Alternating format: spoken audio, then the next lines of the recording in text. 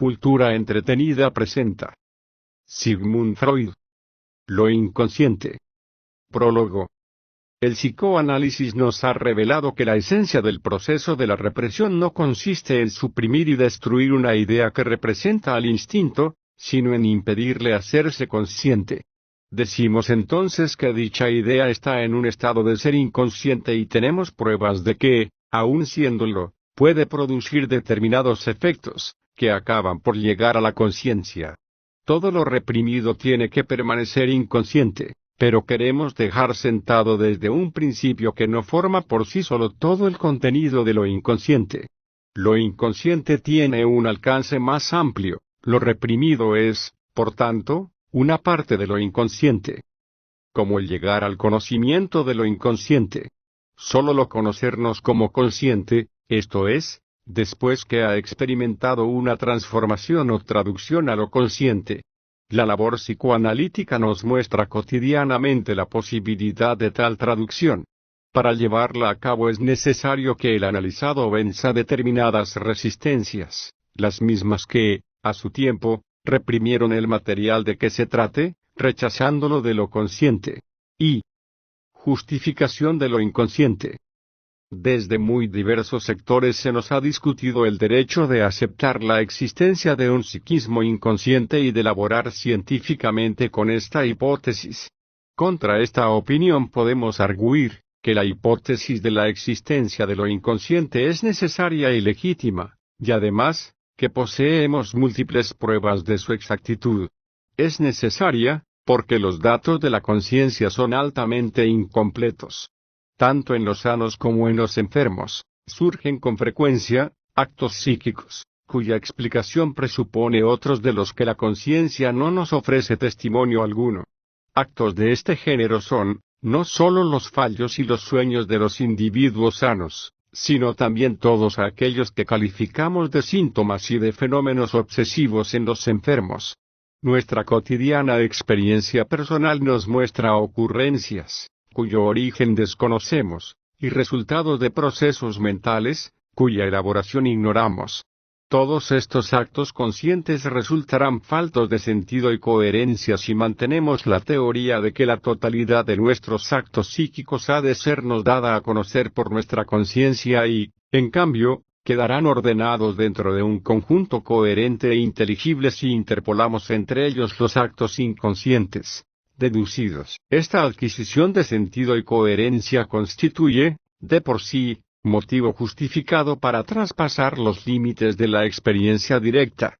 Y si luego comprobamos que tomando como base la existencia de un psiquismo inconsciente podemos estructurar una actividad eficacísima, por medio de la cual influimos adecuadamente sobre el curso de los procesos conscientes, tendremos una prueba irrebatible de la exactitud de nuestra hipótesis.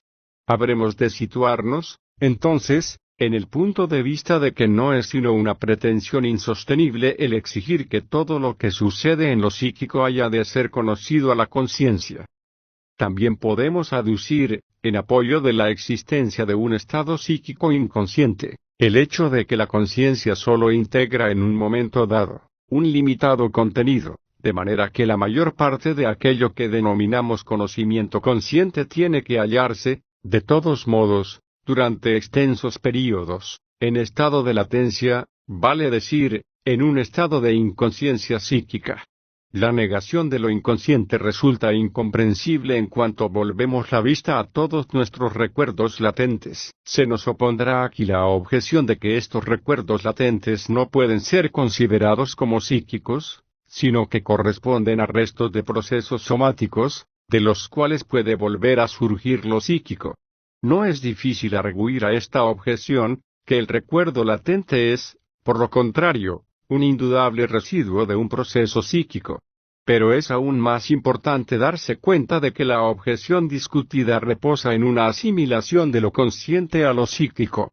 Y esta asimilación es, o un appetitio principii, que no deja lugar a la interrogación de si todo lo psíquico tiene también que ser consciente, o una pura convención. En este último caso resulta, como toda convención, irrebatible, y solo nos preguntamos si resulta en realidad tan útil y adecuada. que hayamos de agregarnos a ella. Pero podemos afirmar que la equiparación de lo psíquico con lo consciente es por completo inadecuada. Destruye las continuidades psíquicas, nos sume en las insolubles dificultades del paralelismo psicofísico, sucumbe al reproche de exagerar sin fundamento alguno la misión de la conciencia, y nos obliga a abandonar prematuramente el terreno de la investigación psicológica, sin ofrecernos compensación ninguna en otros sectores. Por otra parte, es evidente que la discusión de si hemos de considerar como estados anímicos inconscientes o como estados físicos los estados latentes de la vida anímica, amenaza convertirse en una mera cuestión de palabras.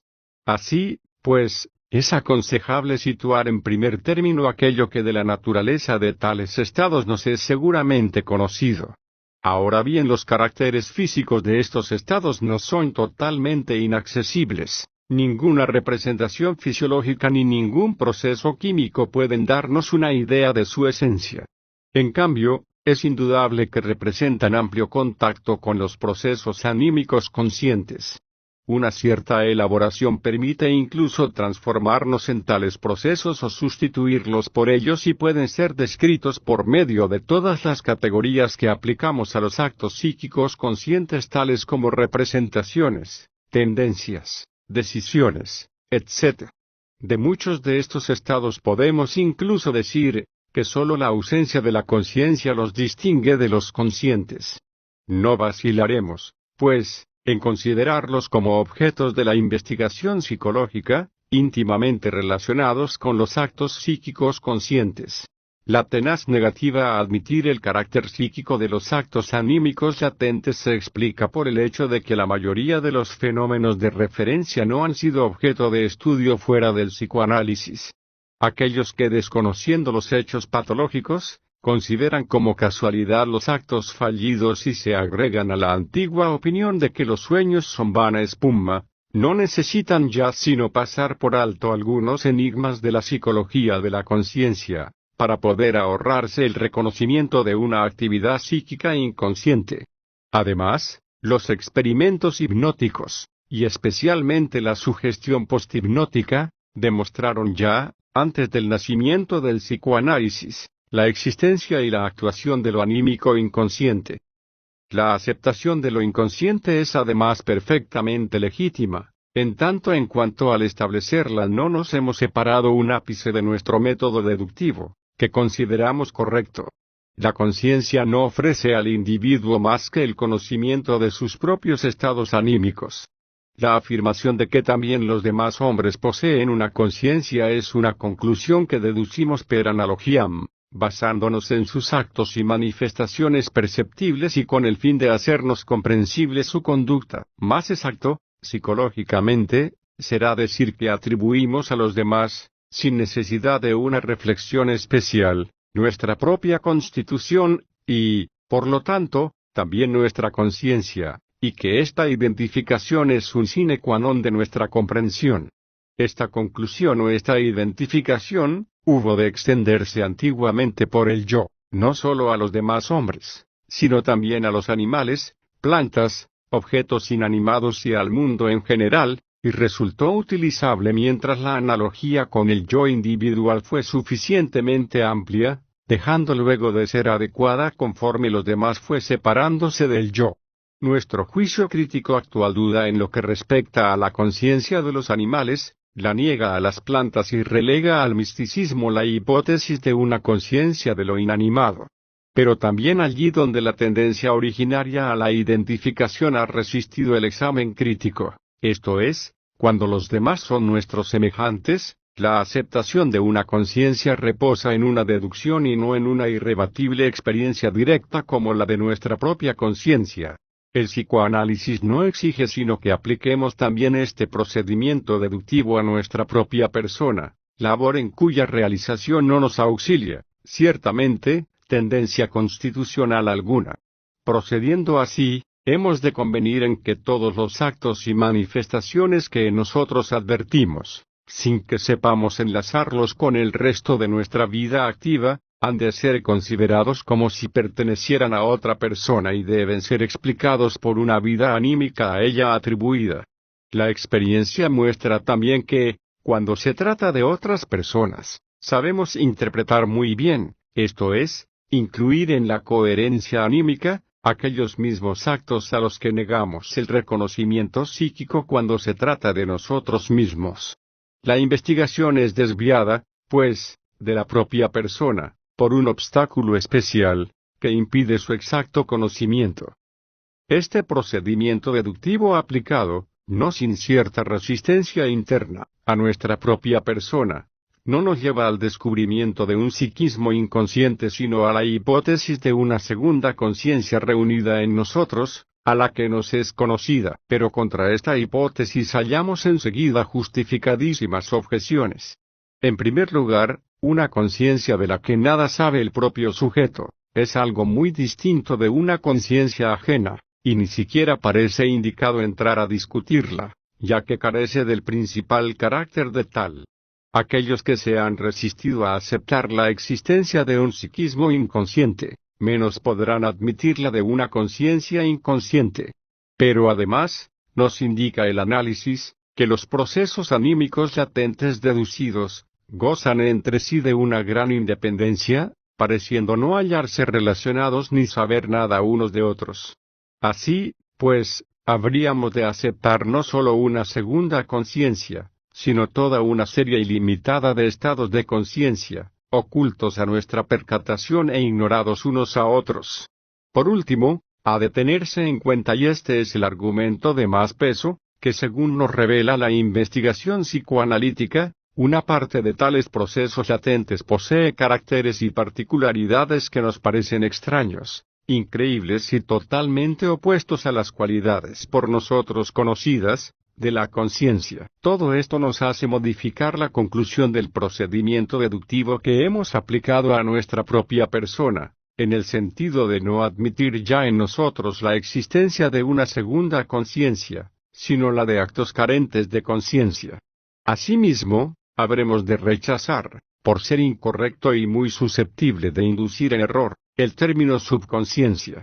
Los casos conocidos de double conscience, disociación de la conciencia, no prueban nada contrario a nuestra teoría, pudiendo ser considerados como casos de disociación de las actividades psíquicas en dos grupos, hacia los cuales se orienta alternativamente la conciencia.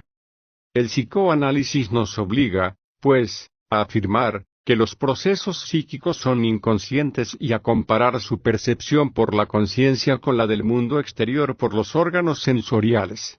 Esta comparación nos ayudará, además, a ampliar nuestros conocimientos.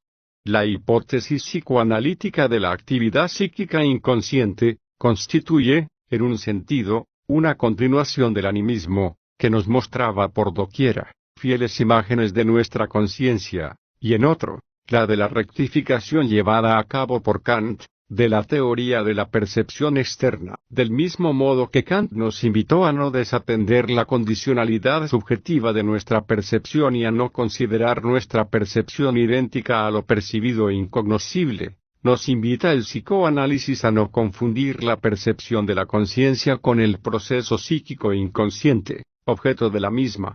Tampoco lo psíquico necesita ser en realidad tal como lo percibimos. Pero hemos de esperar que la rectificación de la percepción interna no oponga tan grandes dificultades como la de la externa y que el objeto interior sea menos incognoscible que el mundo exterior.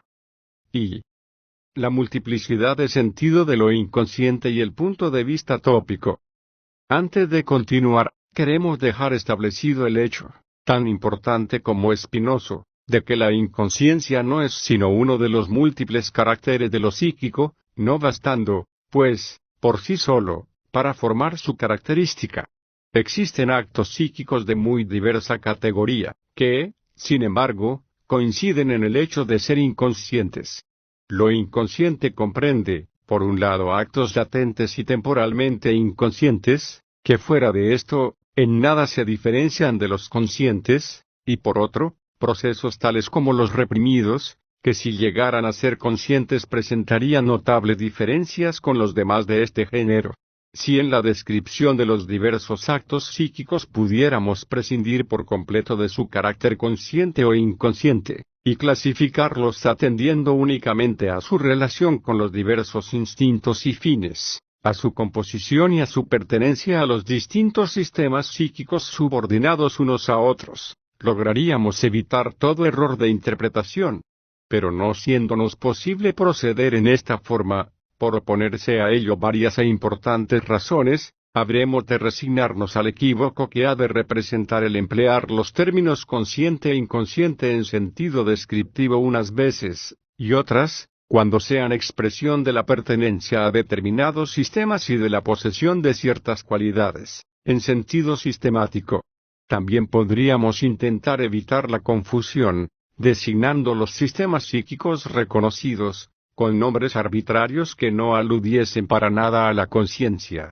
Pero antes de hacerlo así, habríamos de explicar en qué fundamos la diferenciación de los sistemas, y en esta explicación no sería imposible eludir el conocimiento, que constituye el punto de partida de todas nuestras investigaciones. Nos limitaremos, pues, a emplear un sencillo medio auxiliar consistente en sustituir, respectivamente, los términos conciencia e inconsciente, por las fórmulas CC e incorporated, siempre que usemos estos términos en sentido sistemático. Pasando ahora a la exposición positiva, afirmaremos que según nos demuestra el psicoanálisis, un acto psíquico pasa generalmente por dos estados o fases, entre los cuales se halla intercalada una especie de examen, censura.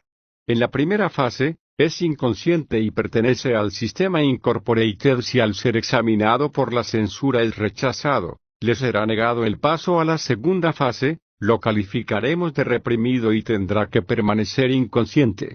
Pero si sale triunfante del examen, pasará a la segunda fase y a pertenecer al segundo sistema, o sea al que hemos convenido en llamar sistema CC. Sin embargo, su relación con la conciencia no quedará fijamente determinada por tal pertenencia. No es todavía consciente, pero sí capaz de conciencia, según la expresión de J. Breuer. Quiere esto decir, que bajo determinadas condiciones, puede llegar a ser sin que a ello se oponga resistencia especial alguna, objeto de la conciencia. Atendiendo a esta capacidad de conciencia, damos también al sistema CC el nombre de preconsciente. Si más adelante resulta que también el acceso de lo preconsciente a la conciencia se haya codeterminado por una cierta censura, diferenciaremos más precisamente entre silos prec y CC. Mas por lo pronto, nos bastará retener que el sistema prec comparte las cualidades del sistema CC, y que la severa censura ejerce sus funciones en el paso desde el incorporated al prec o CC. Con la aceptación de estos dos o tres sistemas psíquicos, se ha separado el psicoanálisis un paso más de la psicología descriptiva de la conciencia, planteándose un nuevo acervo de problemas y adquiriendo un nuevo contenido. Hasta aquí se distinguía principalmente de la psicología por su concepción dinámica de los procesos anímicos, a la cual viene a agregarse ahora su aspiración a atender también a la tópica psíquica y a indicar dentro de qué sistema o entre qué sistemas se desarrolla un acto psíquico cualquiera. Esta aspiración ha valido al psicoanálisis el calificativo de psicología de las profundidades, Tiefenpsychologie. Más adelante hemos de ver cómo todavía integra otro interesantísimo punto de vista. Si queremos establecer seriamente una tópica de los actos anímicos, habremos de comenzar por resolver una duda que enseguida se nos plantea. Cuando un acto psíquico, limitándonos aquí a aquellos de la naturaleza de una representación, pasa del sistema incorporated al sistema CC, hemos de suponer que con este paso se halla enlazada una nueva fijación, o como pudiéramos decir, una segunda inscripción de la representación de que se trate, inscripción que de este modo podrá resultar integrada en una nueva localidad psíquica, y junto a la cual continúa existiendo la primitiva inscripción inconsciente. ¿O será más exacto admitir que el paso de un sistema a otro consiste en un cambio de estado, que tiene efecto en el mismo material y en la misma localidad? Esta pregunta puede parecer abstrusa, pero es obligado plantearla si queremos formarnos una idea determinada de la tópica psíquica, esto es, de la tercera dimensión psíquica. resulta difícil de contestar, porque va más allá de lo puramente psicológico y entra en las relaciones del aparato anímico con la anatomía. La investigación científica ha demostrado irrebatiblemente la existencia de tales relaciones, mostrando que la actividad anímica se halla enlazada a la función del cerebro como a ningún otro órgano. Más allá todavía y aún no sabemos cuánto, nos lleva al descubrimiento del valor desigual de las diversas partes del cerebro y sus particulares relaciones con partes del cuerpo y actividades espirituales determinadas. Pero todas las tentativas realizadas para fijar, partiendo del descubrimiento antes citado, una localización de los procesos anímicos, y todos los esfuerzos encaminados a imaginar almacenadas las representaciones en células nerviosas, y transmitidos los estímulos a lo largo de fibras nerviosas, han fracasado totalmente. Igual suerte correría una teoría que fijase el lugar anatómico del sistema CC, o sea de la actividad anímica consciente en la corteza cerebral, y transfiriese a las partes subcorticales del cerebro los procesos inconscientes. Existe aquí una solución de continuidad, cuya supresión no es posible llevar a cabo, por ahora, ni entra tampoco en los dominios de la psicología. Nuestra tópica psíquica no tiene, de momento, nada que ver con la anatomía, refiriéndose a regiones del aparato anímico, cualquiera que sea el lugar que ocupen en el cuerpo, y no a localidades anatómicas. Nuestra labor, en este aspecto es de completa libertad y puede proceder conforme vayan marcándoselo sus necesidades. De todos modos, no deberemos olvidar que nuestras hipótesis no tienen, en un principio, otro valor que el de simples esquemas aclaratorios. La primera de las dos posibilidades que antes expusimos, o sea la de que la fase consciente de la representación significa una nueva inscripción de la misma en un lugar diferente, es, desde luego, la más grosera, pero también la más cómoda. La segunda hipótesis, o sea la de un cambio de estado meramente funcional, es a priori más verosímil, pero menos plástica y manejable.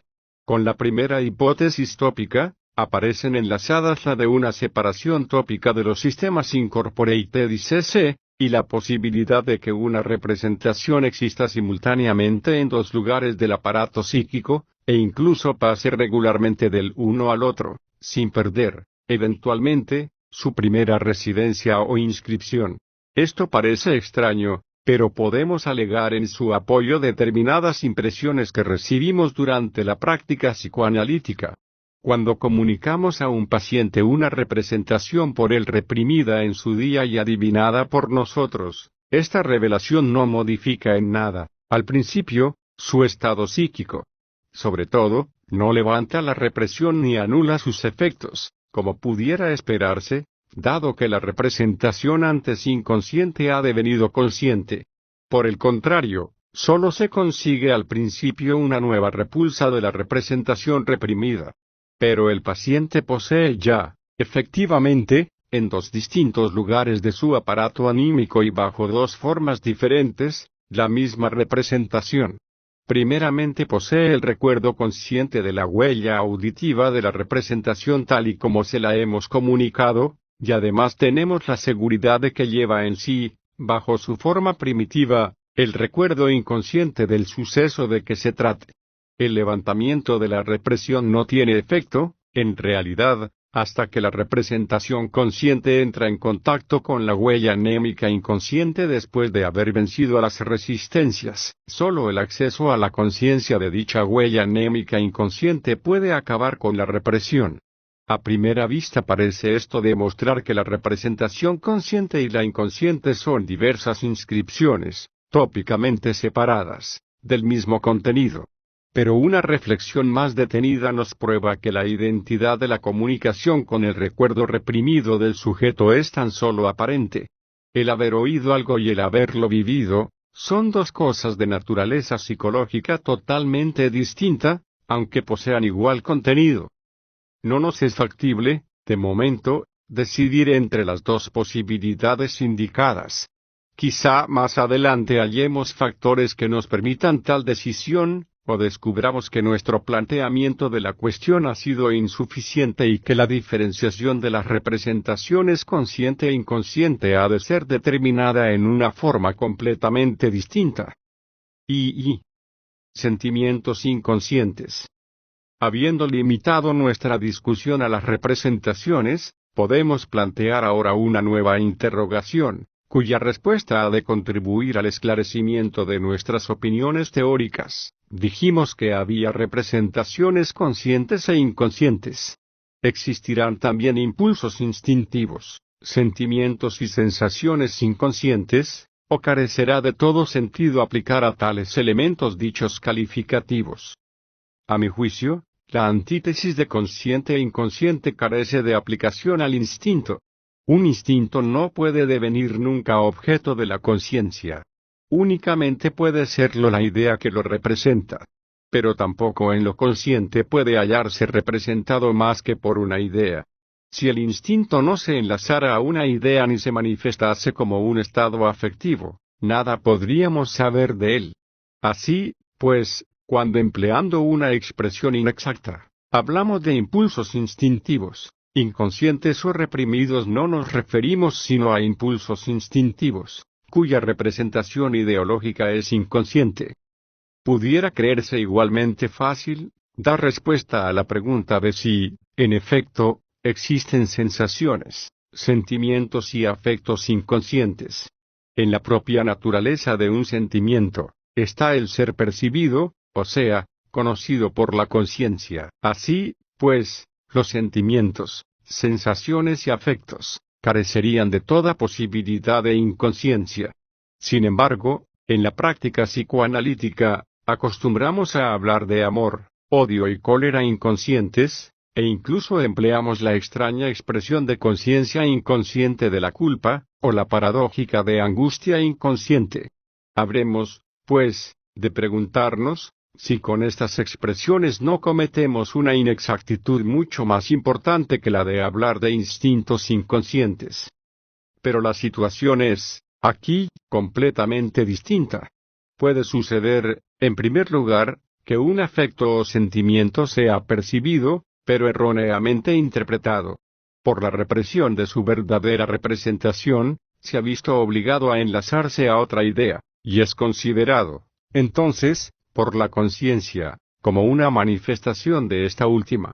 Cuando reconstituimos el verdadero enlace, calificamos de inconsciente el impulso afectivo primitivo, aunque su afecto no fue nunca inconsciente y solo su representación sucumbió al proceso represivo. El uso de las expresiones afecto inconsciente y emoción inconsciente, se refiere, en general, a los destinos que la represión impone al factor cuantitativo del impulso instintivo. Véase nuestro estudio de la represión.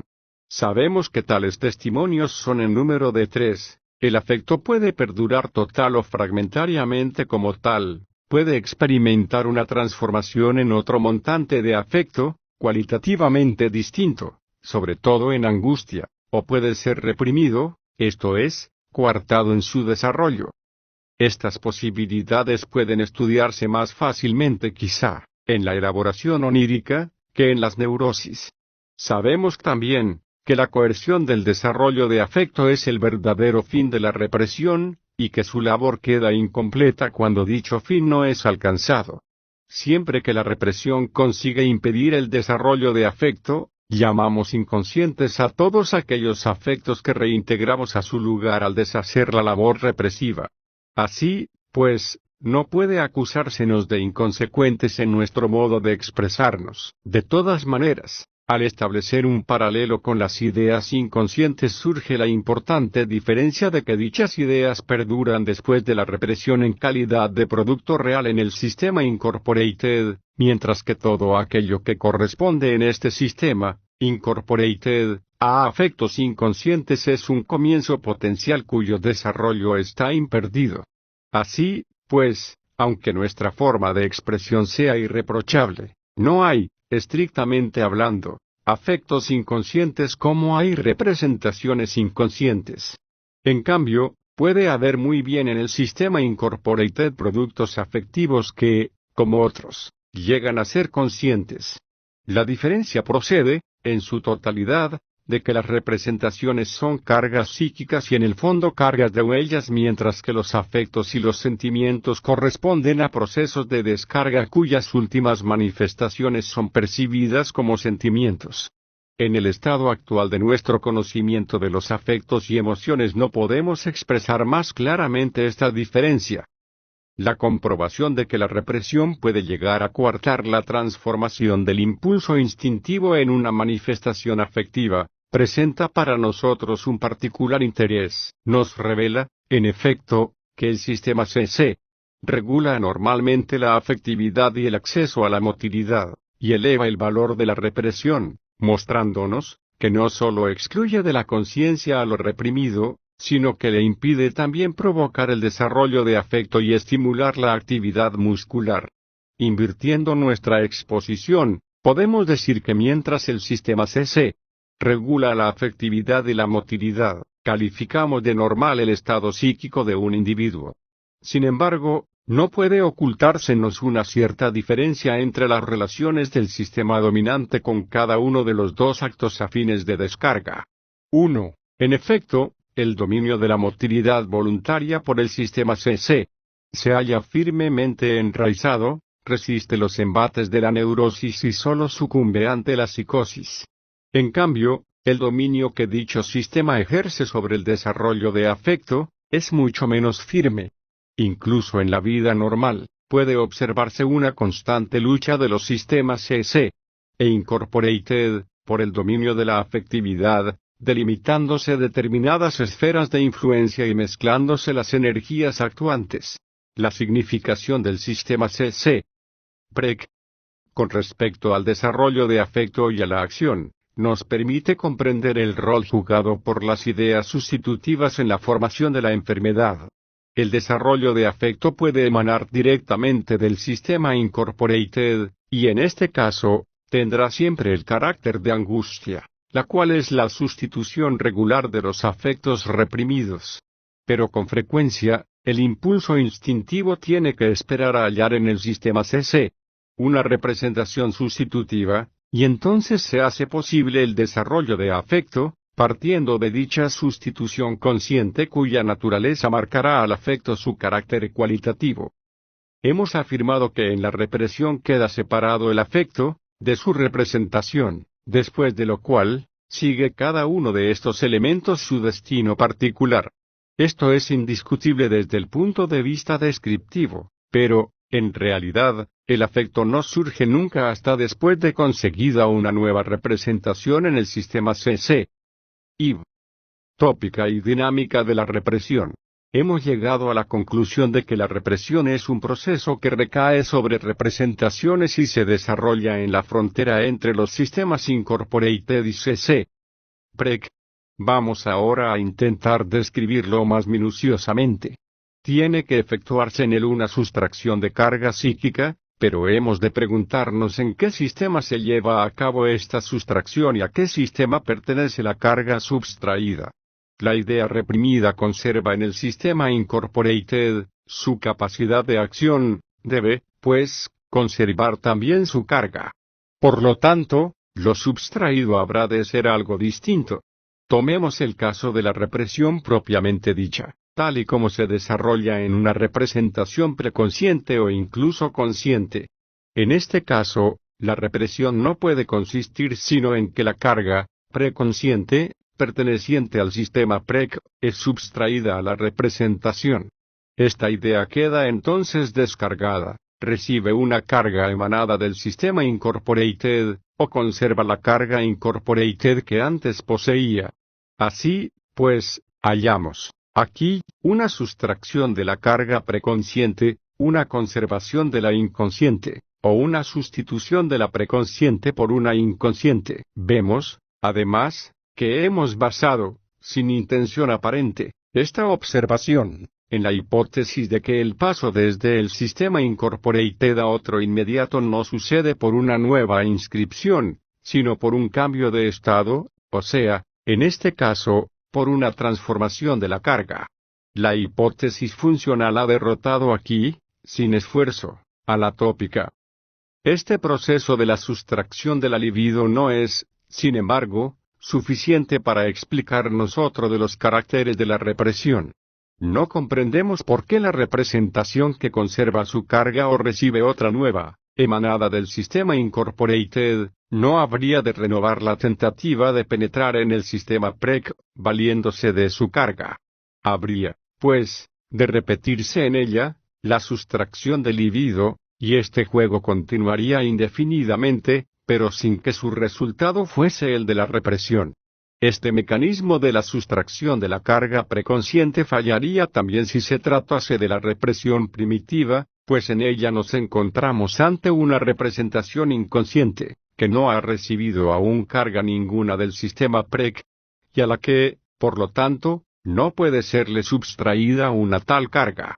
Necesitaríamos, pues, aquí de otro proceso que en el primer caso mantuviese la represión, y en el segundo, cuidase de constituirla y conservarla, proceso que no podemos hallar sino admitiendo una contracarga por medio de la cual se protege el sistema PREC contra la presión de la representación inconsciente.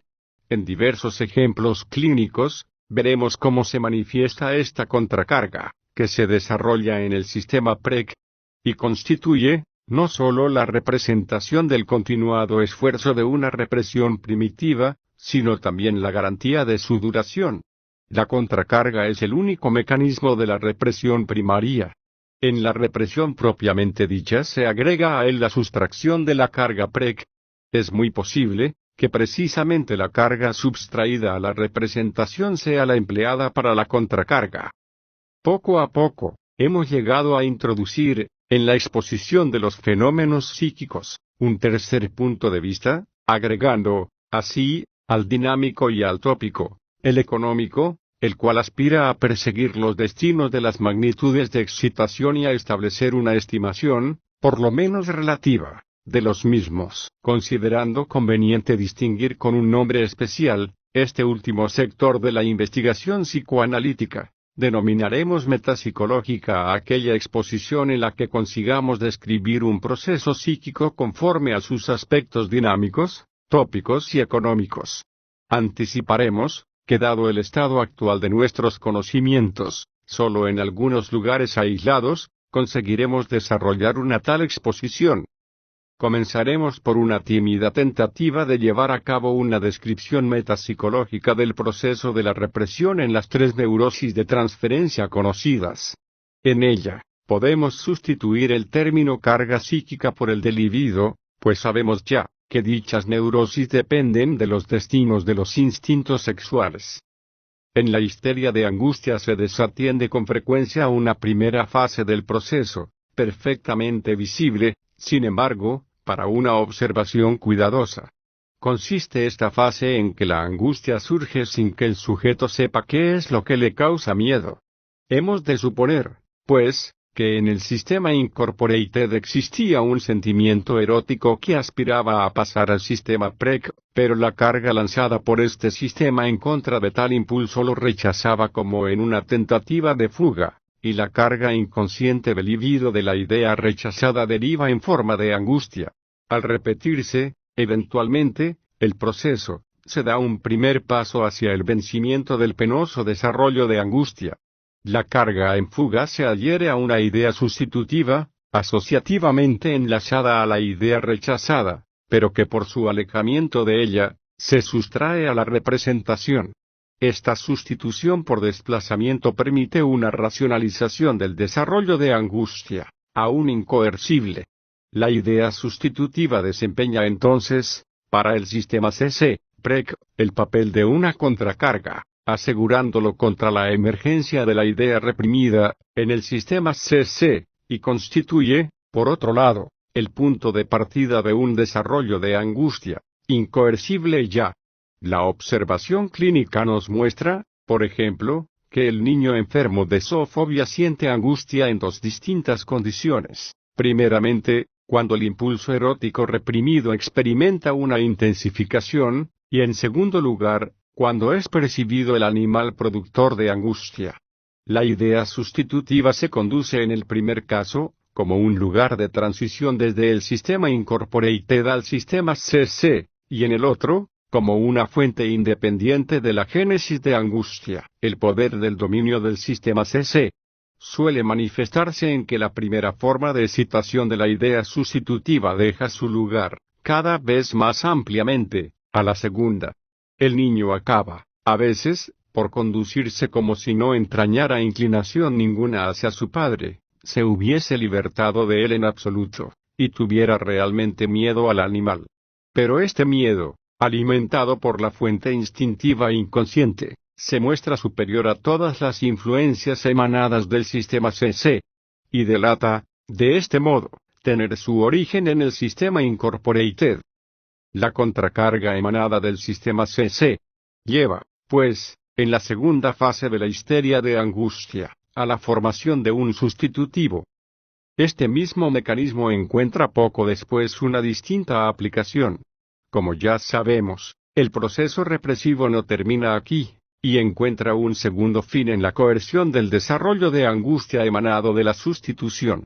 Esto sucede en la siguiente forma: todos los elementos que rodean a la idea sustitutiva y se hallan asociados con ella, reciben una carga psíquica de extraordinaria intensidad, que les confiere una especial sensibilidad. De este modo, la excitación de cualquier punto de la muralla defensiva formada en torno de la idea sustitutiva, por tales elementos, provoca, por el enlace asociativo de los mismos con dicha idea, un pequeño desarrollo de angustia, que da la señal para coartar, por medio de una nueva fuga, la continuación de dicho desarrollo. Cuanto más lejos de la sustitución temida se hallan situadas las contracargas sensibles y vigilantes, más precisamente puede funcionar el mecanismo que ha de aislar a la idea sustitutiva y protegerla contra nuevas excitaciones. Estas precauciones no protegen, naturalmente, más que contra aquellas excitaciones que llegan desde el exterior y por el conducto de la percepción a la idea sustitutiva, pero no contra la excitación instintiva, que partiendo de la conexión con la idea reprimida, llega a la idea sustitutiva. Comienzan, pues, a actuar cuando la sustitución se ha arrogado por completo la representación de lo reprimido, sin constituir nunca una plena garantía. A cada intensificación de la excitación instintiva, tiene que avanzar un tanto la muralla protectora que rodea a la idea sustitutiva. Esta construcción queda establecida también, de un modo análogo, en las demás neurosis, y la designamos con el nombre de fobia. Las precauciones, prohibiciones y privaciones, características de la histeria de angustia, son la expresión de la fuga ante la carga consciente de la idea sustitutiva. Considerando el proceso en su totalidad, podemos decir que la tercera fase repite con mayor amplitud la labor de la segunda. El sistema CC se protege ahora, contra la actividad de la idea sustitutiva, por medio de la contracarga de los elementos que le rodean, como antes se protegía, por medio de la carga de la idea sustitutiva, contra la emergencia de la idea reprimida. La formación de sustitutivos por desplazamiento queda continuada en esta forma. Al principio, el sistema CC no ofrecía sino un único punto por donde pudiera abrirse paso el impulso instintivo reprimido, la idea sustitutiva. En cambio, luego, toda la construcción fóbica constituye un campo abierto de encabe a las influencias inconscientes. Por último, hemos de hacer resaltar el interesantísimo punto de vista de que por medio de todo el mecanismo de defensa puesto en actividad, queda proyectado al exterior el peligro instintivo. El yo se conduce como si la amenaza del desarrollo de angustia no procediese de un impulso instintivo sino de una percepción y puede, por lo tanto, reaccionar contra esta amenaza exterior, por medio de las tentativas de fuga que suponen las precauciones de la fobia. En este proceso represivo, se consigue poner un dique a la génesis de angustia, pero solo a costa de graves sacrificios de la libertad personal. Ahora bien, el intento de fuga ante una aspiración instintiva, es en general, inútil, y el resultado de la fuga fóbica es siempre insatisfactorio. Gran parte de las circunstancias observadas en la histeria de angustia se repite en las otras dos neurosis. Podemos, pues, limitarnos a señalar las diferencias y a examinar la misión de la contracarga. En la histeria de conversión, es transformada la carga instintiva de la representación reprimida en una inervación del síntoma. ¿Hasta qué punto y bajo qué condiciones queda avenada la representación inconsciente por esta descarga, siéndole ya posible cesar en su aspiración hacia el sistema CC? Son cuestiones que habremos de reservar para una investigación especial de la histeria. La función de la contracarga que parte del sistema CC. Preck resalta claramente en la histeria de conversión y se nos revela en la formación de síntomas. La contracarga es la que elige el elemento de la representación del instinto en el que ha de ser concentrada toda la carga del mismo. Este fragmento elegido para síntoma cumple la condición de dar expresión tanto al fin deseado del impulso instintivo como al esfuerzo defensivo o punitivo del sistema CC. Por lo tanto, es hipercatectizado y mantenido hacia ambas direcciones como en la idea sustitutiva de la histeria de angustia. De esta circunstancia podemos deducir que el esfuerzo represivo del sistema CC no necesita ser tan grande como la energía de carga del síntoma, pues la intensidad de la representación se mide por la contracarga empleada, y el síntoma no se apoya solamente en la contracarga sino también en la carga instintiva condensada en él y emanada del sistema incorporated. Con respecto a la neurosis obsesiva, bastará añadir una sola observación a las ya expuestas. En ella se nos muestra más visiblemente que en las otras neurosis la contracarga del sistema CC. Esta contracarga, organizada como una formación reactiva, es que lleva a cabo la primera represión y en la que tiene efecto después la emergencia de la idea reprimida. Del predominio de la contracarga y de la falta de derivación depende, a nuestro juicio, que la obra de la represión aparezca menos conseguida en la histeria de angustia y en la neurosis obsesiva que en la histeria de conversión. V. Cualidades especiales del sistema incorporated.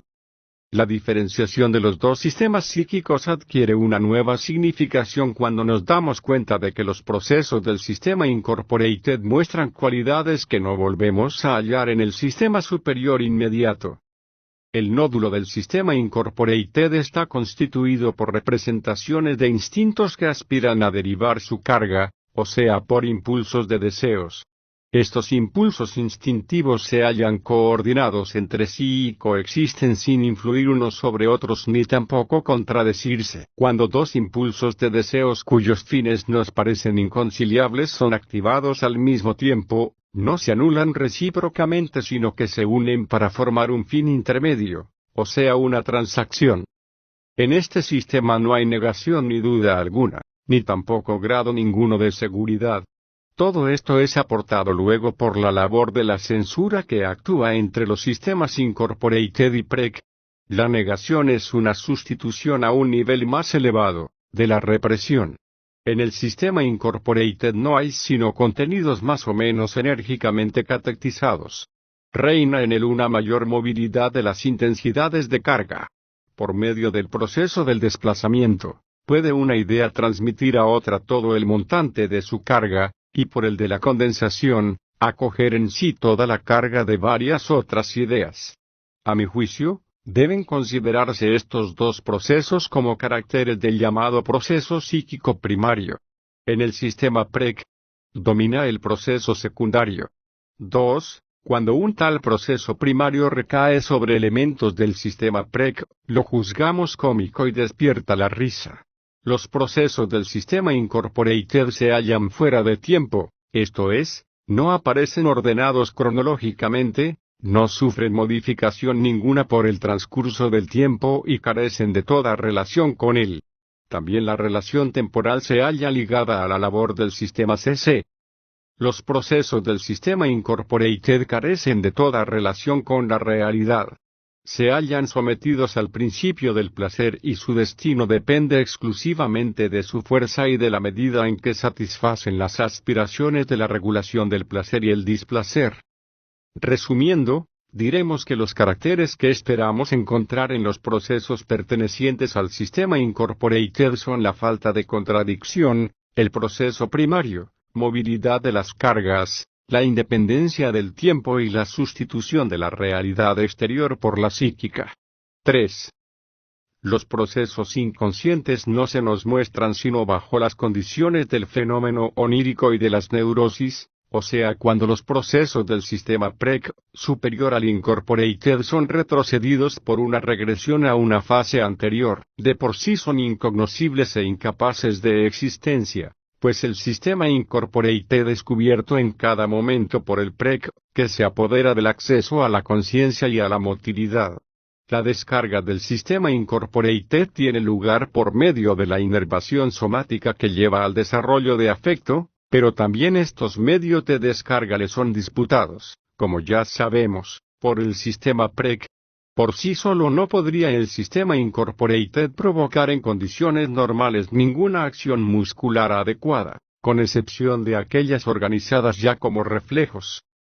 La completa significación de los caracteres antes descritos del sistema incorporated se nos revelaría en cuanto los comparásemos con las cualidades del sistema PREC, pero esto nos llevaría tan lejos, que preferimos aplazar dicha comparación hasta ocuparnos del sistema superior. Así, pues, solo expondremos ahora lo más indispensable. Los procesos del sistema PREC muestran ya, sean conscientes o solo capaces de conciencia, una coerción de la tendencia a la descarga de las ideas catectizadas. Cuando el proceso pasa de una idea a otra, conserva la primera una parte de su carga, y solo queda desplazado un pequeño montante de la misma. Los desplazamientos y condensaciones quedan excluidos o muy limitados. Esta circunstancia ha impulsado a J. Breuer a admitir dos diversos estados de la energía de carga en la vida anímica. Un estado tensamente ligado y otro libremente móvil que presiona por la descarga. A mi juicio, representa esta diferenciación nuestro más profundo conocimiento de la esencia de la energía nerviosa, y no veo cómo podría prescindir de él. Sería una urgente necesidad de la exposición metapsicológica, aunque quizá todavía una empresa demasiado atrevida proseguir la discusión partiendo de este punto. Al sistema PREC le corresponden, además, la constitución de una capacidad de relación entre los contenidos de las ideas, de manera que puedan influirse entre sí, la ordenación temporal de dichos contenidos, y la introducción de una o varias censuras del examen de la realidad y del principio de la realidad. También la memoria consciente parece depender por completo del sistema PREC, y debe distinguirse de las huellas mnémicas en las que se fijan los sucesos del sistema incorporated, pues corresponden verosímilmente a una inscripción especial, semejante a la que admitimos al principio y rechazamos después, para la relación de la represión consciente con la inconsciente.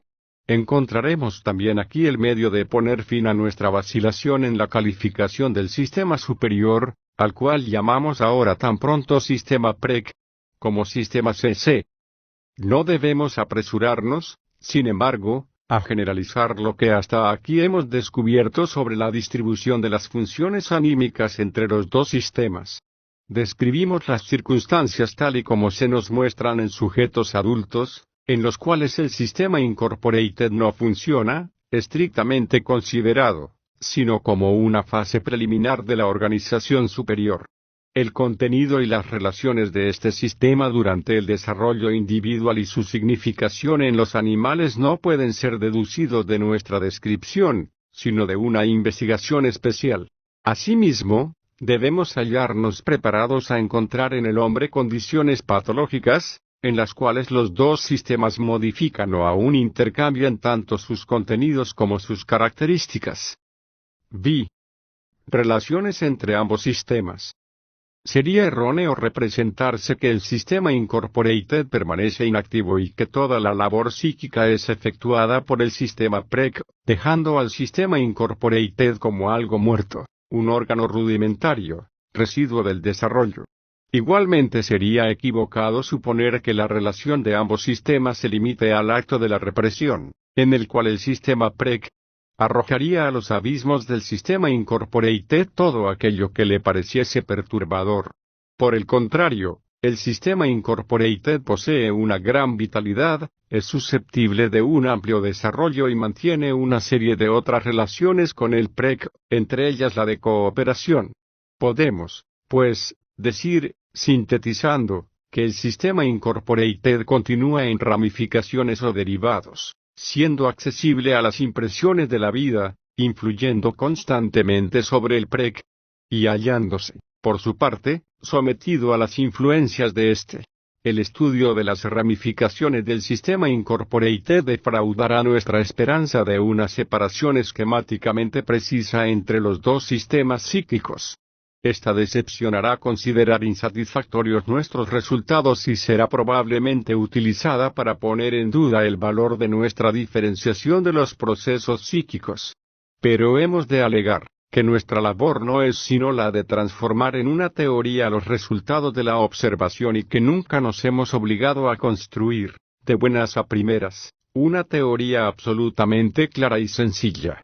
Así, pues, defenderemos sus complicaciones mientras demuestren corresponder a la observación, y continuaremos esperando llegar con ella a un conocimiento final de la cuestión, que siendo sencillo en sí, refleje, sin embargo, las complicaciones de la realidad.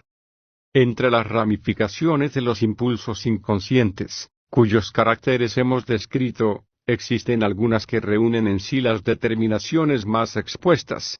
Por un lado, presentan un alto grado de organización, se hallan exentas de contradicciones, han utilizado todas las adquisiciones del sistema CC, y apenas se diferencian de los productos de este sistema, pero en cambio, son inconscientes e incapaces de conciencia. Pertenecen, pues, cualitativamente, al sistema PREC, pero efectivamente, al incorporated su destino depende totalmente de su origen, y podemos compararlas con aquellos mestizos, semejantes en general, a los individuos de la raza blanca, pero que delatan su origen mixto, por diversos rasgos visibles, y quedan así excluidos de la sociedad y del goce de las prerrogativas de los blancos.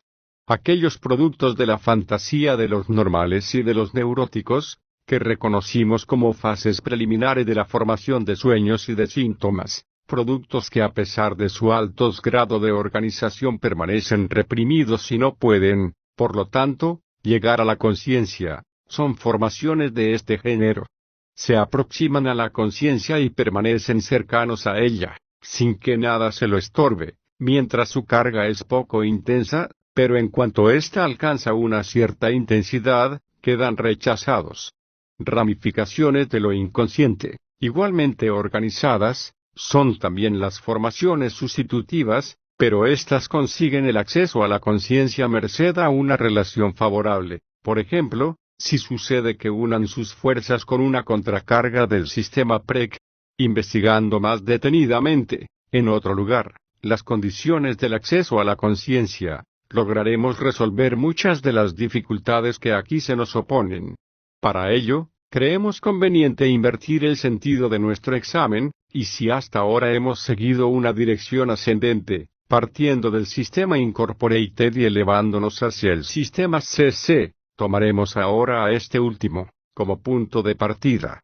Frente a la conciencia, hallamos la suma total de los procesos psíquicos, que constituyen el reino de lo preconsciente. Una gran parte de lo preconsciente procede de lo inconsciente, constituye una ramificación de tal sistema y sucumbe a una censura antes de poder hacerse consciente. En cambio, otra parte de dicho sistema PREC, es capaz de conciencia sin previo examen por la censura. Queda aquí, contradicha, una de nuestras hipótesis anteriores. En nuestro estudio de la represión, nos vimos forzados a situar entre los sistemas incorporated y PREC la censura, que decide el acceso a la conciencia, y ahora encontramos una censura entre el sistema PREC y el CC. Pero no deberemos ver en esta complicación una dificultad, sino aceptar que a todo paso desde un sistema al inmediatamente superior, esto es, a todo progreso hacia una fase más elevada de la organización psíquica, corresponde una nueva censura. La hipótesis de una continua renovación de las inscripciones, queda de este modo anulada. La causa de todas estas dificultades, es que la conciencia, único carácter de los procesos psíquicos que nos es directamente dado, no se presta, en absoluto, a la distinción de sistemas. La observación nos ha mostrado que lo consciente no es siempre consciente, sino latente también durante largos espacios de tiempo, y además, que muchos de los elementos que comparten las cualidades del sistema PREC no llegan a ser conscientes. Más adelante, hemos de ver asimismo, que el acceso a la conciencia queda limitado por determinadas orientaciones de su atención. La conciencia presenta de este modo, con los sistemas y con la represión, relaciones nada sencillas. En realidad, sucede que no solo permanece ajeno a la conciencia lo psíquico reprimido, sino también una parte de los sentimientos que dominan a nuestro yo, o sea la más enérgica antítesis funcional de lo reprimido. Por lo tanto, si queremos llegar a una consideración metapsicológica de la vida psíquica, habremos de aprender a emanciparnos de la significación del síntoma conciencia. Mientras no llegamos a emanciparnos en esta forma, queda interrumpida nuestra generalización, por continuas excepciones. Vemos, en efecto, que ciertas ramificaciones del sistema incorporated devienen conscientes, como formaciones sustitutivas y como síntomas, generalmente después de grandes deformaciones, pero muchas veces, conservando gran cantidad de los caracteres que provocan la represión, y encontramos que muchas formaciones preconscientes permanecen inconscientes, a pesar de que por su naturaleza, podrían devenir conscientes.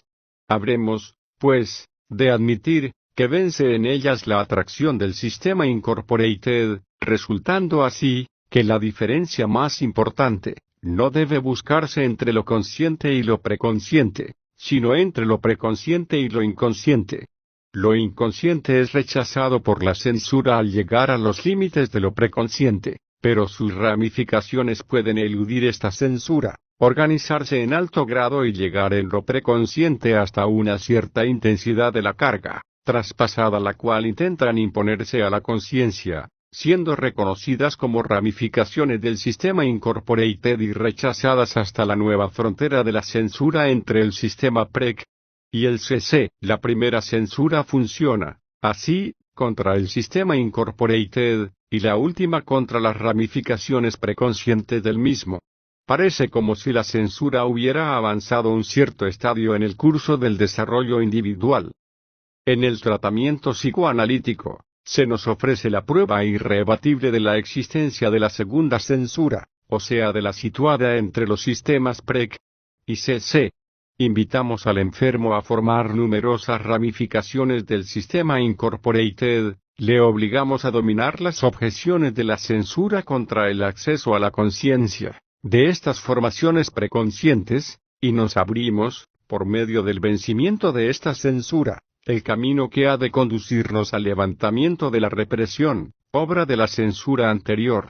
Añadiremos aún la observación de que la existencia de la censura entre el sistema PREC y el CC nos advierte que el acceso a la conciencia no es un simple acto de percepción sino, probablemente, también una sobrecarga hipercatexis, o sea un nuevo progreso de la organización psíquica.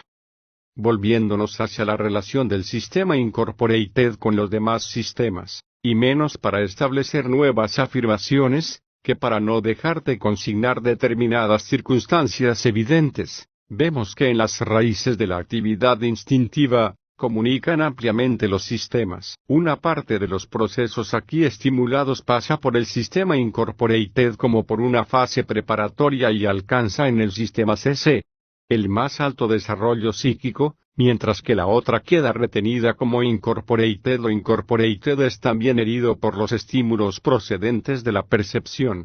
Todos los caminos que van desde la percepción al sistema incorporated permanecen regularmente libres y solo los que parten del sistema incorporated, y conducen más allá del mismo son los que quedan cerrados por la represión.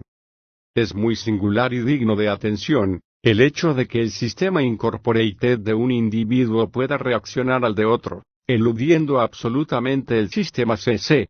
Este hecho merece ser objeto de una penetrante investigación, encaminada principalmente a comprobar si la actividad preconsciente queda también excluida en tal proceso, pero de todos modos, descriptivamente el hecho es irrebatible. El contenido del sistema PREC, o CC, procede, en parte, de la vida instintiva, por mediación del sistema incorporated, y, en parte, de la percepción. No puede determinarse hasta qué punto los procesos de este sistema son capaces de ejercer, sobre el sistema incorporated, una influencia directa. La investigación de casos patológicos muestra con frecuencia una independencia casi increíble del sistema incorporated. La condición de la enfermedad es, en general, una completa divergencia de las tendencias y una separación absoluta de ambos sistemas. Ahora bien, el tratamiento psicoanalítico se halla fundado en influenciar al sistema incorporated desde el sistema CC y muestra, de todos modos, que tal influencia no es imposible, aunque sí difícil. Las ramificaciones del sistema incorporated, que establecen una medición entre ambos sistemas, abren, como ya hemos indicado, el camino que conduce a este resultado. Podemos, sin embargo, admitir que la modificación espontánea del sistema incorporated por parte del sistema CC es un proceso penoso y lento.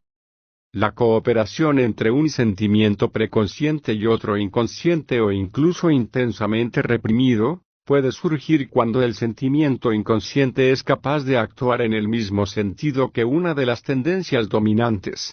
En este caso, queda levantada la represión y permitida la actividad reprimida, a título de intensificación de la que el yo se propone. Lo inconsciente se hace egosintónico únicamente en esta constelación, pero sin que su represión sufra modificación alguna.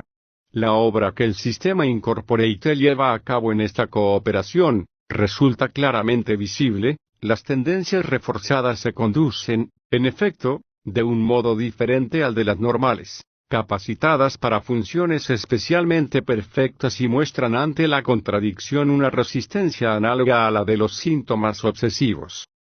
El contenido del sistema incorporated puede ser comparado a una población aborigen psíquica.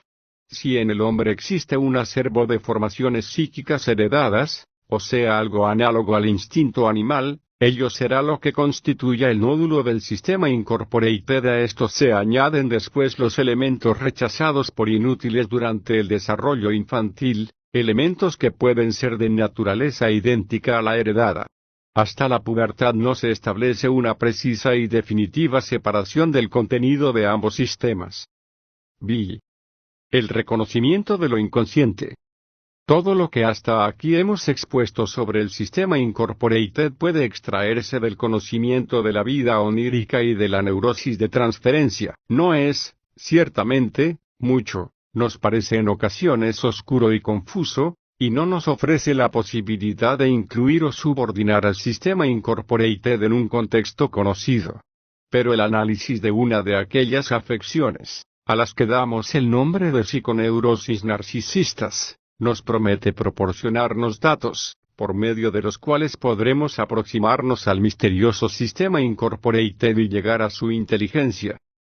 Desde un trabajo de Abraham, 1908, que este concienzudo autor llevó a cabo por indicación mía, intentamos caracterizar la dementia praecox de Kraepelin, la esquizofrenia de Bleuler, por su conducta con respecto a la antítesis del yo y el objeto. En las neurosis de transferencia, histeria de angustia y de conversión y neurosis obsesiva, no había nada que situase en primer término esta antítesis. Comprobamos que la falta de objeto traía consigo la eclosión de la neurosis, que ésta integraba la renuncia al objeto real, y que la libido sustraída al objeto real retrocedía hasta un objeto fantástico y desde él hasta un objeto reprimido, introversión. Pero la carga de objeto queda tenazmente conservada en estas neurosis, y una sutil investigación del proceso represivo, nos ha forzado a admitir que dicha carga perdura en el sistema incorporated, a pesar de la represión, o más bien, a consecuencia de la misma. La capacidad de transferencia, que utilizamos terapéuticamente en estas afecciones, presupone una carga de objeto no estorbada. A su vez, el estudio de la esquizofrenia nos ha impuesto la hipótesis de que después del proceso represivo, no busca la libido sustraída ningún nuevo objeto, sino que se retrae al yo, quedando así suprimida la carga de objeto y reconstituido un primitivo estado narcisista, carente de objeto. La incapacidad de transferencia de estos pacientes, dentro de la esfera de acción del proceso patológico, su consiguiente inaccesibilidad terapéutica, su singular repulsa del mundo exterior, la aparición de indicios de una sobrecarga del propio yo y, como final, la más completa apatía, todos estos caracteres clínicos parecen corresponder, a maravilla, a nuestra hipótesis de la cesación de la carga de objeto. Por lo que respecta a la relación con los dos sistemas psíquicos, han comprobado todos los investigadores que muchos de aquellos elementos que en las neurosis de transferencia nos vemos obligados a buscar en lo inconsciente por medio del psicoanálisis, son conscientemente exteriorizados en la esquizofrenia. Pero al principio, no fue posible establecer una conexión inteligible entre la relación del yo con el objeto y las relaciones de la conciencia. Esta conexión se nos reveló después, de un modo inesperado. Se observa en los esquizofrénicos, sobre todo durante los interesantísimos estadios iniciales, una serie de modificaciones del lenguaje, muchas de las cuales merecen ser consideradas desde un determinado punto de vista. La expresión verbal es objeto de un especial cuidado, resultando pomposa y altiva. Las frases experimentan una particular desorganización de su estructura, que nos las hace ininteligibles, llevándonos a creer faltas de todo sentido las manifestaciones del enfermo. En estas, aparece con frecuencia, en primer término, una alusión a órganos somáticos o a sus inervaciones. Observamos, además, que en estos síntomas de la esquizofrenia, semejantes a las formaciones sustitutivas histéricas o de la neurosis obsesiva, muestra, sin embargo, la relación entre la sustitución y lo reprimido, peculiaridades que en las dos neurosis mencionadas nos desorientarían. El Dr. V. Tausk, Viena, ha puesto a mi disposición algunas de sus observaciones de una paciente con esquizofrenia en su estadio inicial, observaciones que presentan la ventaja de que la enferma misma proporcionaba aún la explicación de sus palabras. Exponiendo dos de estos ejemplos, indicaremos cuál es nuestra opinión sobre este punto concreto, para cuyo esclarecimiento puede cualquier observador acoplar, sin dificultad alguna, material suficiente. Uno de los enfermos de Tausk, una muchacha que acudió a su consulta poco después de haber regañado con su novio, se queja, los ojos no están bien, están torcidos, y explica luego, por sí misma, esta frase, añadiendo en lenguaje ordenado, una serie de reproches contra el novio. Nunca he podido comprenderle. Cada vez se le muestra distinto. Es un hipócrita, un ojo torcido, le ha torcido sus ojos, ahora ella tiene sus ojos torcidos, ya no son sus ojos nunca más, ahora ella ve al mundo con ojos diferentes. Estas manifestaciones, añadidas por la enferma a su primera frase ininteligible, tienen todo el valor de un análisis, pues contienen una equivalencia de la misma en lenguaje perfectamente comprensible, y proporcionan, además, el esclarecimiento de la génesis y la significación de la formación verbal esquizofrénica. Coincidiendo con Tausk, haremos resaltar, en este ejemplo, el hecho de que la relación del contenido con un órgano del soma, en este caso con el de la visión, llega a rogarse la representación de dicho contenido en su totalidad. La frase esquizofrénica presenta así un carácter hipocondríaco, constituyéndose en lenguaje de órgano. Otra expresión de la misma enferma, está en la iglesia y siente, de pronto, un impulso a cambiar de posición, como si alguien la colocara en una posición, como si ella fuese puesta en cierta posición. A continuación de esta frase, desarrolla la paciente su análisis, por medio de una serie de reproches contra el novio. Es muy ordinario y la ha hecho ordinaria a ella, que es de familia fina. La ha hecho igual a él, haciéndola creer que él le era superior, y ahora ha llegado a ser ella como él, porque creía que llegaría a ser mejor si conseguía igualarse a él. Él se ha colocado en una posición que no le correspondía, y ella es ahora como él, por identificación, pues él la ha colocado en una posición que no le corresponde. El movimiento de posición, observa Tausk, es una representación de la palabra fingir, sich stellen, colocarse, verstellen, fingir, y de la identificación con el novio. Hemos de hacer resaltar aquí, nuevamente, que la serie entera de pensamientos está dominada por aquel elemento del proceso mental, cuyo contenido es una inervación somática, o más bien, su sensación. Además, una histérica hubiera torcido en realidad convulsivamente los ojos en el primer caso, y en el segundo habría realizado el movimiento indicado, en lugar de sentir el impulso a realizarlo o la sensación de llevarlo a cabo, y sin poseer, en ninguno de los dos casos, pensamiento consciente alguno enlazado con el movimiento ejecutado ni de ser capaz de exteriorizar después ninguno de tales pensamientos.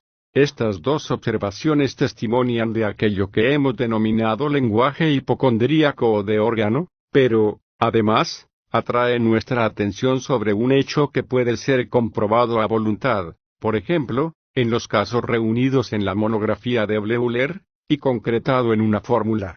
En la esquizofrenia, quedan sometidas las palabras al mismo proceso que forma las imágenes oníricas partiendo de las ideas latentes del sueño, o sea al proceso psíquico primario. Las palabras quedan condensadas y se transfieren sus cargas unas a otras, por medio del desplazamiento.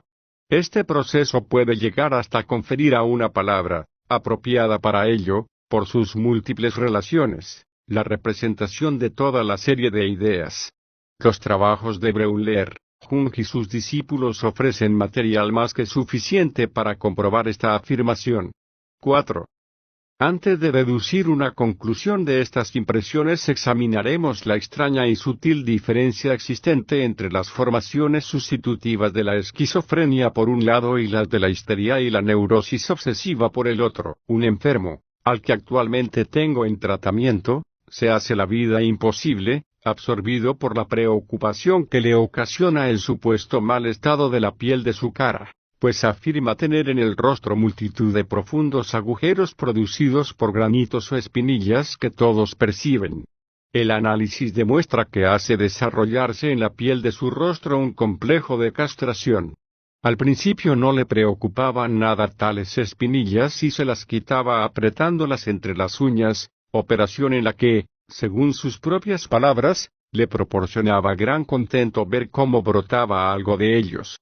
Pero después empezó a creer que en el punto en que había tenido una de estas espinillas le quedaba un profundo agujero y se reprochaba duramente haberse estropeado la piel con su manía de andarse siempre tocando con su mano. Es evidente que el acto de reventarse las espinillas de la cara, haciendo surgir al exterior su contenido, es en este caso una sustitución del onanismo.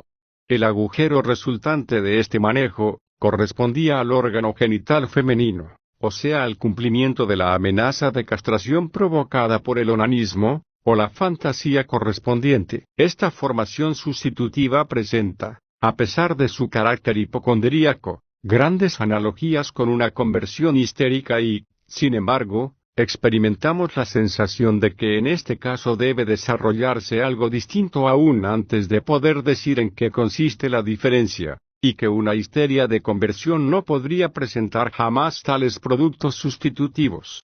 Un histérico no convertirá nunca un agujero tan pequeño como el dejado por la extracción de una espinilla en símbolo de la vagina, a la que comparará, en cambio, con cualquier objeto que circunscriba una cavidad. Creemos también que la multiplicidad de los agujeros le impediría igualmente tomarlos como símbolo del genital femenino. Lo mismo podríamos decir de un joven paciente cuya historia clínica relató el Dr. Tausk hace ya años ante la Sociedad Psicoanalítica de Viena. Este paciente se conducía en general como un neurótico obsesivo, necesitaba largas horas para asearse y vestirse, etc. Pero presentaba el singularísimo rasgo de explicar espontáneamente, sin resistencia alguna, la significación de sus inhibiciones. Así, al ponerse los calcetines, le perturbaba la idea de tener que estirar las mallas del tejido, produciendo en él pequeños orificios, cada uno de los cuales constituía para él el símbolo del genital femenino. Tampoco este simbolismo es propio de un neurótico obsesivo. Uno de estos neuróticos observado por Reitler que padecía de igual lentitud al ponerse los calcetines, halló, una vez vencidas sus resistencias, La explicación de que el pie era un símbolo del pene y el acto de ponerse sobre él el calcetín, una representación del onanismo, viéndose obligado a ponerse y quitarse una y otra vez el calcetín, en parte para completar la imagen de la masturbación y en parte para anularla. Estos extraños caracteres de la formación sustitutiva y del síntoma en la esquizofrenia, nos llevan a afirmar finalmente el predominio de lo que debe hacerse con las palabras sobre lo que debe hacerse con las cosas.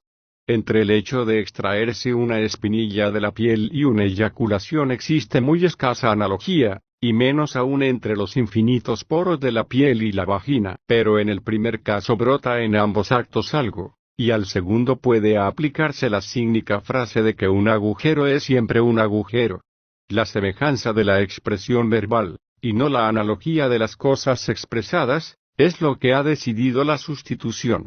Así, pues, cuando ambos elementos, la palabra y el objeto, no coinciden, se nos muestra la formación sustitutiva esquizofrénica distinta de la que surge en las neurosis de transferencia. Esta conclusión nos obliga a modificar nuestra hipótesis de que la carga de objetos queda interrumpida en la esquizofrenia y a reconocer que continúa siendo mantenida la carga de las imágenes verbales de los objetos. La imagen consciente del objeto queda así descompuesta en dos elementos, la imagen verbal y la de la cosa, consistente esta última en la carga, si no ya de huellas mnémicas de la cosa, al menos de huellas mnémicas lejanas, derivadas de las primeras. Creemos descubrir aquí cuál es la diferencia existente entre una representación consciente y una representación inconsciente. No son, como supusimos, distintas inscripciones del mismo contenido en diferentes lugares psíquicos, ni tampoco diversos estados funcionales de la carga, en el mismo lugar.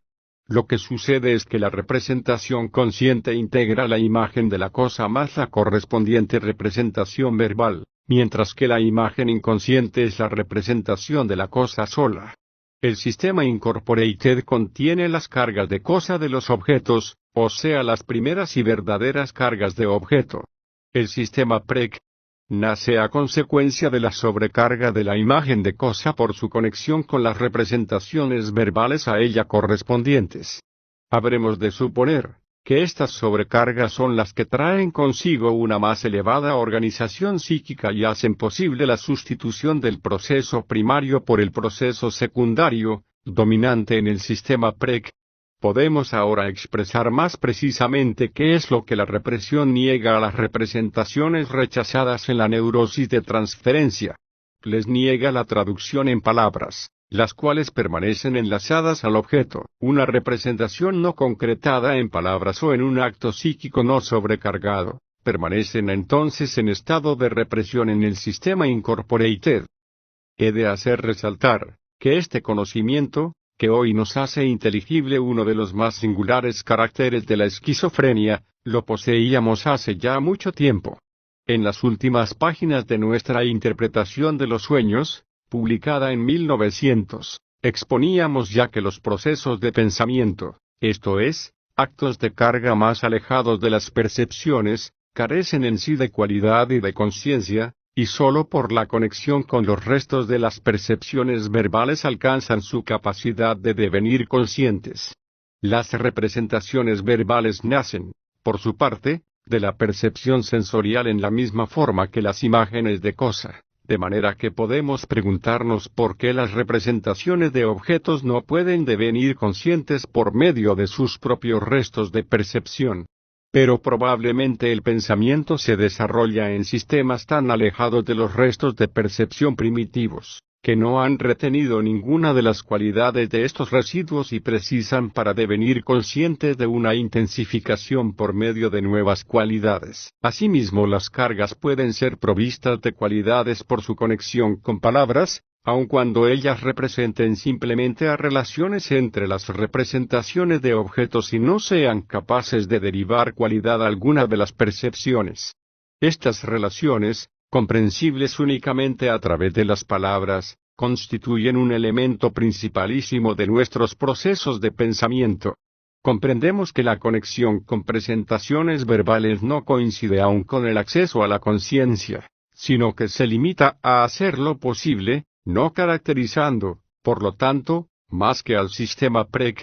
Pero observamos, que con estas especulaciones, hemos abandonado nuestro verdadero tema, entrando de lleno en los problemas de lo preconsciente y lo consciente, que será más adecuado reservar para una investigación especial. En la esquizofrenia, que solamente rozamos aquí en cuanto nos parece indispensable para el conocimiento de lo inconsciente, surge la duda de si el proceso que aquí denominamos represión tiene realmente algún punto de contacto con la represión que tiene lugar en la neurosis de transferencia. La fórmula de que la represión es un proceso que se desarrolla entre los sistemas Incorporated y PREC, o CC, y cuyo resultado es la distanciación de la conciencia, precisa ser modificada si ha de comprender también los casos de demencia precoz y otras afecciones narcisísticas. Pero la tentativa de fuga del yo, que se exterioriza en la sustracción de la carga consciente, sigue siendo un elemento común a ambos tipos de neurosis. La observación más superficial nos enseña, por otro lado, que esta fuga del yo es fundamental en las neurosis narcisistas. Si en la esquizofrenia consiste esta fuga en la sustracción de la carga instintiva de aquellos elementos que representan a la presentación inconsciente del objeto, puede parecernos extraño que la parte de dicha representación correspondiente al sistema PREC, las representaciones verbales a ella correspondientes, haya de experimentar una carga más intensa. Sería más bien de esperar que la representación verbal hubiera de experimentar, por constituir la parte preconsciente, el primer impacto de la represión, resultando incapaz de carga una vez llegada la represión a las presentaciones de cosa inconscientes. Esto parece difícilmente comprensible, pero se explica en cuanto reflexionamos que la carga de la representación verbal no pertenece a la labor represiva, sino que constituye la primera de aquellas tentativas de restablecimiento o de curación que dominan tan singularmente el cuadro clínico de la esquizofrenia. Estos esfuerzos aspiran a recobrar el objeto perdido y es muy probable que con este propósito tomen el camino hacia el objeto pasando por la parte verbal del mismo. Pero al obrar así tienen que contentarse con las palabras en lugar de las cosas. Nuestra actividad anímica se mueve generalmente en dos direcciones opuestas, partiendo de los instintos a través del sistema Incorporated, hasta la actividad del pensamiento consciente, o por un estímulo externo, a través de los sistemas CC y PREC, hasta las cargas Incorporated del yo y de los objetos.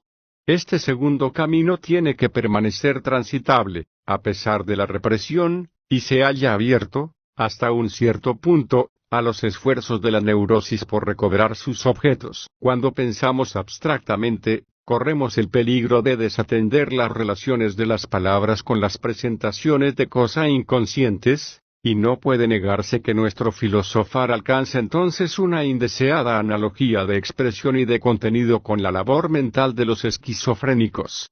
Por otro lado, podemos decir que la manera de pensar de los esquizofrénicos se caracteriza por el hecho de manejar cosas concretas como abstractas.